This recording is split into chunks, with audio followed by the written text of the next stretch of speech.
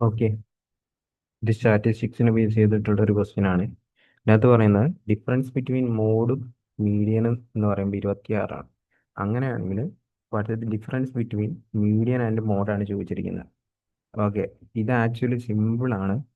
ഇത് ഇപ്പോഴല്ല, അതായത് പുതിയ പാറ്റേൺ ഒക്കെ വരുന്ന മുമ്പ് നമ്മുടെ മെയിൻസിന്റെ പാറ്റേൺ മാറിയിട്ട് അതിനകത്ത് സ്റ്റാറ്റിസ്റ്റിക്സ് ഇൻക്ലൂഡ് ചെയ്തപ്പോൾ നമ്മൾ ചെയ്തതാണ് ഇതിന്റെ തിയറി പോർഷൻ. അതിനകത്ത് നമ്മൾ മോഡിനെയും മീഡിയനെയും മോഡിനെയും മീഡിയനെയും മീനിനെയും കണക്ട് ചെയ്യുന്ന ഇക്വേഷൻ നമ്മൾ പറഞ്ഞതാണ്. ഇങ്ങനെ ഒരു ഇക്വേഷൻ, ഇതിനെ ബേസ് ചെയ്തിട്ടാണ് ഈ ഒരു ക്വസ്റ്റ്യൻ ചെയ്യേണ്ടത്.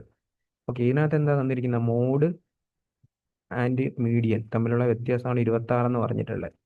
ഓക്കെ, അപ്പൊ ഞാൻ എന്ത് ചെയ്യുന്നതെന്ന് വെച്ച് കഴിഞ്ഞാൽ, ഇവിടെ 3 മീഡിയൻ ഉണ്ടല്ലോ, അതിലൊരു മീഡിയനെ ഞാൻ ഇപ്പുറത്തോട്ട് കൊണ്ടുവന്നു. ഇവിടുത്തെ 3 മീഡിയനിൽ നിന്ന് ഒരു മീഡിയൻ ഇപ്പുറത്തോട്ട് കൊണ്ടുവന്നു. ഓക്കെ, അപ്പോൾ ബാക്കി പോയിട്ട് ഇവിടെ ഒരു 2 മീഡിയൻ ഉണ്ടാവും. 2 മീൻ ഉണ്ടാവും.